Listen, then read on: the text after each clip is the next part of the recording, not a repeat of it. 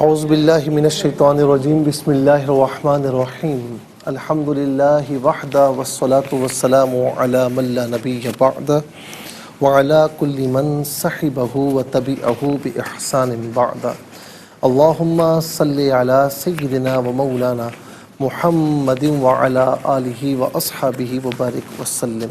محترم ناظرین و سامعین، ڈیئر ویورز اینڈ لسنرز، السلام علیکم ورحمۃ اللہ وبرکاتہ۔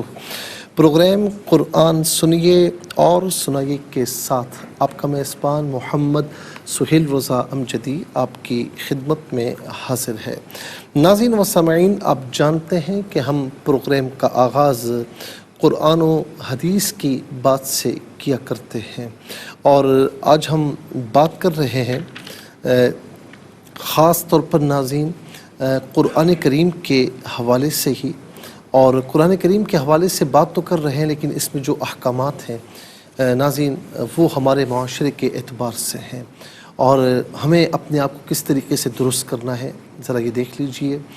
سورہ ماعون ہے، یہ مکی صورت ہے اور اس میں 7 آیات ہیں، ایک رکوع پر مشتمل ہے۔ فرمایا اَرَأَيْتَ الَّذِي يُكَذِّبُ بِالدِّينِ، بھلا دیکھو تو جو دین کو جھٹلاتا ہے۔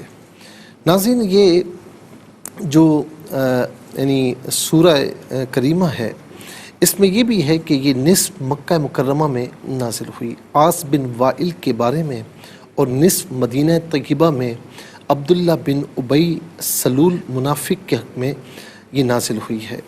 اور یہاں پر جو فرمایا کہ دین کو جھٹلاتا ہے، اس سے مراد حساب و جزا کا انکار کرتا ہے، باوجود دلائل واضح ہونے کے ناظرین وہ اس کے باوجود انکار کرتا ہے۔ اور یہ بھی کہا گیا کہ عاص بن وائل سہمی یا یہ ولید بن مغیرہ کے حق میں نازل ہوئی۔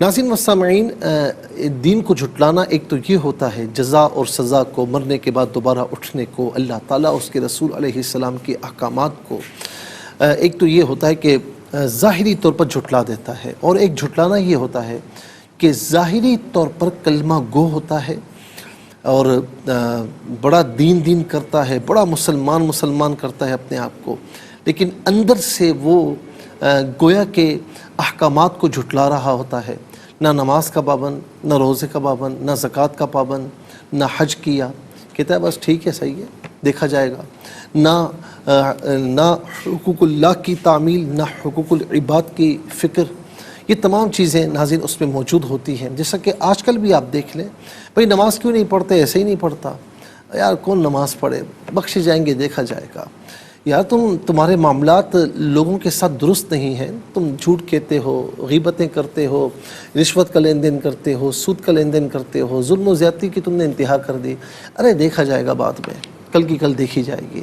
تو یہ اس کے لیے فرمایا جا رہا ہے، اس کے لیے بھی کہ جو دین کو جھٹلاتا ہے۔ فَذَلِكَ الَّذِي يَدُعُّ الْيَتِيمَ، اور یتیم کو دھکے دیتا ہے۔ ناظرین، اس سے مراد یہی لوگ ہیں کہ یتیم جب آ جائے تو اس پر شدت و سختی کرتا ہے اور اس کا حق نہیں دیتا۔ تو یہ بھی منافقین کی علامات میں سے ایک علامت ہے۔ ایک تو یہ علامت ہے کیونکہ یہ کفار کے حق میں نازل نہیں ہوئی، یہ منافقین کے حق میں نازل ہوئی ہے، عاص بن وائل کے حق میں، یا عبداللہ بن ابی سلول کے حق میں، یا ولید بن مغیرہ کے حق میں۔ تو آپ دیکھیں کہ منافق کہتے اسے جو زبان سے کلمہ گو ہوتا ہے لیکن اندر سے جھٹلاتا ہے، اندر سے نہیں مانتا۔ تو دوسرا کیا فرمایا کہ جو یتیم کو دھکے دیتا ہے۔ تو کیا آج ہم یتیموں کے ساتھ اچھا سلوک کرتے ہیں؟ کسی یتیم کے سر پر ہاتھ رکھنے کی کوشش کرتے ہیں، ہاتھ رکھنے سے مراد اس سے محبت کا اظہار کرتے ہیں، اس کی جو ہے وہ ناظرین کچھ خبر گیری کرتے ہیں، اس کی پرورش کا انتظام اپنے اوپر لیتے ہیں۔ میں ان سے کہہ رہا ہوں کہ جن کے پاس گنجائش ہے۔ حضور نبی کریم صلی اللہ تعالیٰ علیہ وسلم نے فرمایا کہ بہترین گھر وہ ہے کہ جس گھر میں یتیم ہو اور اس کے ساتھ اچھا سلوک روا رکھا جائے، اور بدترین گھر وہ ہے کہ جس میں یتیم ہو اور اس کے ساتھ برا سلوک روا رکھا جائے۔ فرمایا کہ جو محبت کے ساتھ یتیم کے سر پر ہاتھ رکھتا ہے، اللہ تبارک و تعالیٰ اس کے یتیم کے سر پر جتنے بال ہوتے ہیں ان بالوں کی تعداد کے برابر ہاتھ رکھنے والے کے گناہوں کی بخشش فرماتا ہے۔ ذرا اس پر بھی ناظرین کرام غور کیجیے گا۔ یتیم اسے کہتے ہیں جو نابالغ ہو اور باپ کا سایہ سر سے اٹھ جائے۔ ولا یحض علی طعام المسکین، اور نہ خود مسکینوں کو کھانا کھلاتے ہیں اور نہ کھانا کھلانے کی رغبت دیتے ہیں، نہ خود دیتا ہے نہ دوسروں سے دلاتا ہے، انتہا درجے کا بخیل ہے۔ یتیموں مساکین کو کھانا کھلانا، حضور نبی کریم علیہ السلام نے فرمایا کہ اسلام کی بہترین باتوں میں سے ایک بات یہ کہ اطعموا الطعام وافشوا السلام، کہ کھانا کھلاؤ اور سلام کو عام کرو۔ ہم بڑی بڑی دین کی باتیں کرتے ہیں لیکن یہاں پر غریبوں کو کھانا کھلانا بھول جاتے ہیں۔ اور ناظرین، سلام، ہم کہتے ہیں میں بڑا ہوں، یہ سلام کرے، میں کیوں سلام کروں؟ تو حضور نبی کریم علیہ السلام نے تو یہ نہیں دیکھا، آپ جب گزرتے تو بچوں کو بھی آپ سلام پیش فرماتے ہیں۔ ناظرین و سامعین، اس کے بعد فرمایا کہ فویل للمصلین، برا ہو۔ اب یہاں پر ویل کا معنی خرابی بھی ہے، اور یہ بھی فرمایا گیا کہ ویل اس جہنم کے اس وادی کا نام ہے کہ جس میں ان نمازیوں کو کہ الذین هم عن صلاتهم ساہون، جو اپنی نمازوں میں سستی کرتے ہیں، یعنی وقت گزار کر نمازیں پڑھتے ہیں، تو فرمایا کہ اس سے مراد وہ ہیں، اور وہ بھی ہیں کہ جو لوگوں کے سامنے نمازی بنتے ہیں اور لیکن حقیقت میں نماز سے غافل ہوتے ہیں، اس سے مراد وہ بھی ہیں۔ تو ناظرین، ایک نماز چھوڑ دی جائے نا، وبال جان ہے، اس کا وبال کتنا ہے آپ تصور نہیں کر سکتے۔ تو اسی لیے فرمایا کہ ہمارا یہاں پر عام ہے نا، فجر کی نماز کیوں نہیں پڑھتے؟ ارے بھائی جب اٹھتا ہوں 8 بجے پڑھ لیتا ہوں، تو 8 بجے کون سا فجر کا وقت ہوتا ہے؟ یہ ایک علیحدہ بات ہے کہ آپ پابند ہیں، کسی وجہ سے نہیں اٹھ پائے تو اٹھ کر آپ نے قضا کر لی، یہ ایک مختلف بات ہے کہ آپ نے توبہ بھی کی، قضا بھی کر لی۔ لیکن آپ نے وتیرہ بنا لیا کہ میں اٹھتا نہیں ہوں، صبح 8 بجے اٹھتا ہوں، 9 بجے اٹھتا ہوں، جب آنکھ کھلتی ہے اٹھ کر وضو کر کے نماز پڑھ لیتا ہوں، ظہر کی نماز کیوں نہیں پڑھی؟ عصر کے ساتھ ملا کے پڑھ لوں گا۔ ان الصلاۃ کانت علی المؤمنین کتابا موقوتا، کہ بے شک نماز اپنے اوقات میں ایمان والوں پر فرض ہے۔